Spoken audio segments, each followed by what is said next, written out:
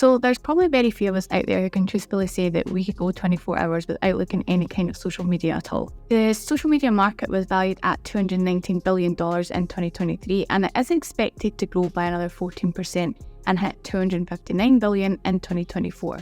But as with everything that's in the world, this doesn't come without its own downsides. So social media is one of the most monopolised industries, and as of yet we've not found a more decentralised solution for this. So today we're going to talk about a platform that I have been researching into and see what it can offer creators who wish to have more control over the content that they are putting their time and efforts into creating. So let's jump into the screen. So Deso is a new layer 1 blockchain that has been built from the ground up to decentralise social media for billions of users. So Deso's aim is to put ownership back into the hands of users in a completely censorship-resistant way and allow creators to monetize in a way like never before. So it was founded by Nadir Ainaji in January of 2019, and the Deso blockchain is supported by the non-profit Deso Foundation. So their broad mission is to support the decentralization of social media. Now, Ainaji is currently the chairman of the board of the Deso Foundation, and they have a $200 million treasury behind it to support their mission. And in October of 2021, the Deso Foundation announced a $50 million developer fund, and this is known as the Octane Fund. So some of the main issues around social media today is that there is a huge amount of money in social media, basically because people do tend to live their entire lives through it, and it makes it the ideal marketing opportunity. But there is a small number of platforms that completely dominate the market, and whilst the percentages are spread very much over this, they pretty much capture the entire marketplace. So these centralised platforms effectively have a serious censorship issue, which ensures that some creators, they're unable to have their voice heard in the way in which they want to.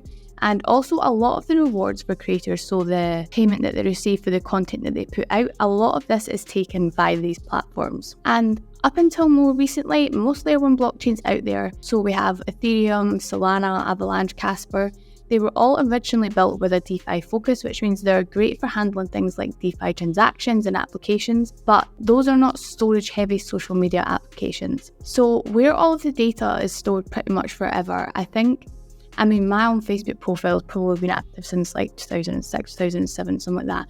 And there's all of the data from those decades, but it's on the Facebook page and it's always been there. So it's been very difficult for this to be built on a blockchain, and that has been until the arrival of Deso. So it's been built specifically to help with the scaling of storage-heavy applications such as social media platforms. And it's now backed by some of the biggest names in venture capital, including Coinbase and Blockchain. And this is to the tune of $200 million that we mentioned earlier. And what is most important to the investors is that they still actually have $98 million of this available. So they effectively have cash flow for the next 20 years of development, and it isn't stored as the Deso token. So this is in the likes of Bitcoin and USDT.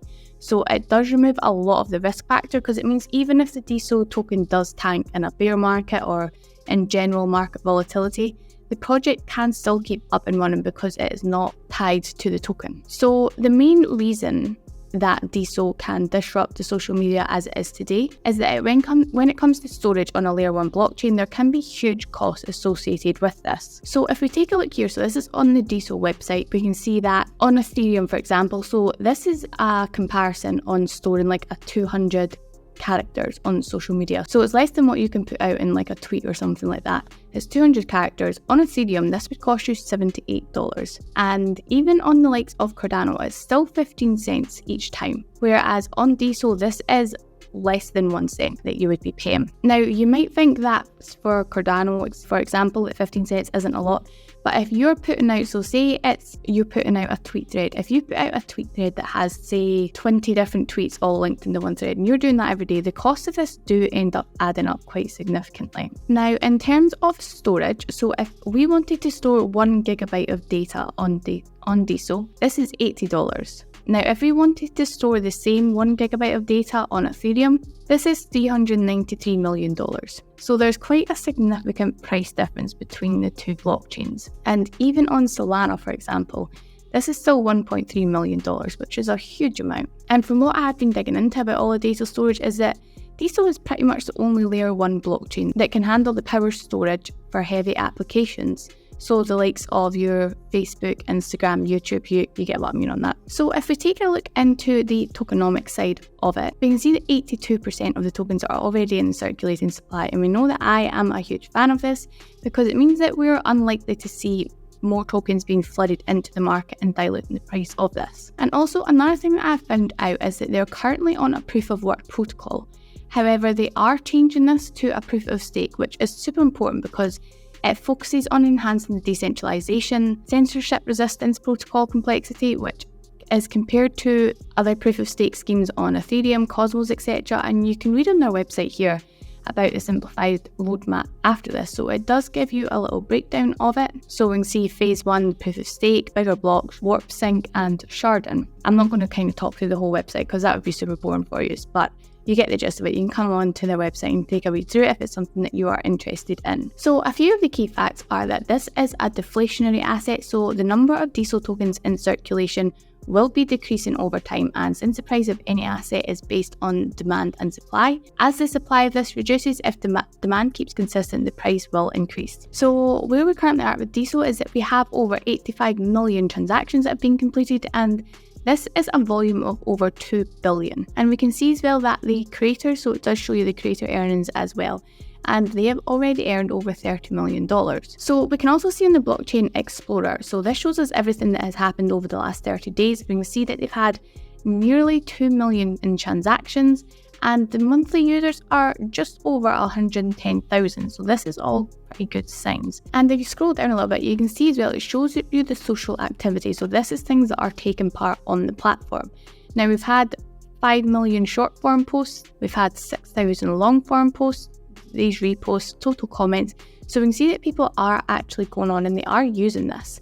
So as long as this keeps on increasing, I can only see it technically going up, really. So one of the main benefits of Deso is that the creators will take 100% of their rewards for bringing the content and engagement to the platform, and in return they would pay the small portion of Deso to be able to post on it. So as we've seen, for the 200 characters to be posted, it was under 1 cent. And this is a great way to incentivize the creators to move over to Deso platform, as pretty much they want to be able to earn the most amount possible from producing the same content, right? And for many of these content creators, I'm pretty sure this is their only stream of income, so they really do need to find a way to be able to maximize on it without kind of having to go through the rigmarole of producing maybe double what they are just to earn what they should be. And another positive is obviously in relation to the censorship resistant content, and it can allow you to express yourself more freely without the fear of being shut down for this. So there have been, for example, plenty of YouTubers have had their accounts just shut down. Now maybe the YouTubers that are a little bit more out there, but a lot of them, they do just get shut down, and then where do they go after that? That was their income source.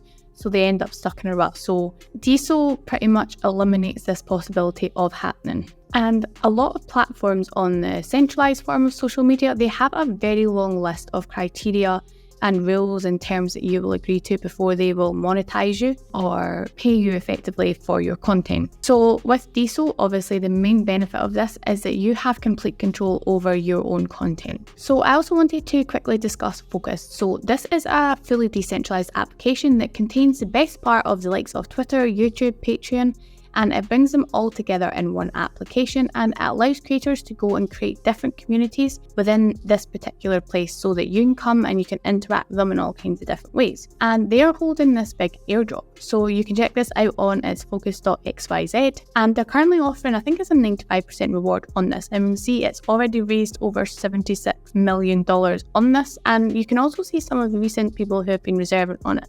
So people are reserving a lot, like huge sums. It's not just little baby sums of it. They're decent big chunks. So this is another thing that could bring a huge amount of attention and also new people into the Deso ecosystem. So if this brings in more users, it brings more eyeballs to it, which will then help to increase the price of the token. Now, $430 billion is the projected value of social media over the next few years. Now, I don't think that traditional social media is something that can really be completely taken over. I think there's a lot of people, especially with the likes of YouTube and Instagram, they are very deep in it and they're very loyal to the platforms. But even if the Deso blockchain can pinch, say, 10% of the market share of this, and they do some seriously aggressive marketing and the continuous shift that we're already seeing from Web 2 to Web 3, I think it could be huge for where this is going to be going. So if we zoom out on the chart, we can see that when it first launched, it launched at around about, I think it was $180 it roughly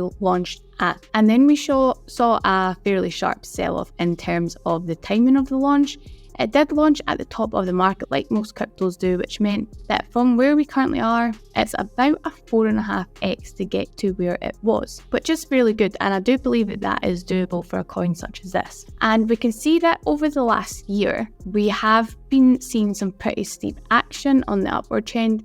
And it is up by roughly 280% after it did hit an all-time low of around about, so we hit around about $8 in June of last year. And since then, it has started to gain quite a considerable amount of traction on the upward. And then we had another little decline here, which is expected. If you go that sharply up, something has to come back down. So that's not unusual at all. So overall, I think if we take into consideration the changing world that we live in now, especially over the next few years, I think that the move towards decentralization, especially for content creators out there who will be looking for ways to take back control and looking to move over to platforms where they can get more for producing the same. And I think that as people do start to make the shift towards decentralized social media, Deso has positioned itself in a really strong position to take a big part of the market share and dominate with it. So let me know what you think of Deso in the comments below, and I will see you the next time.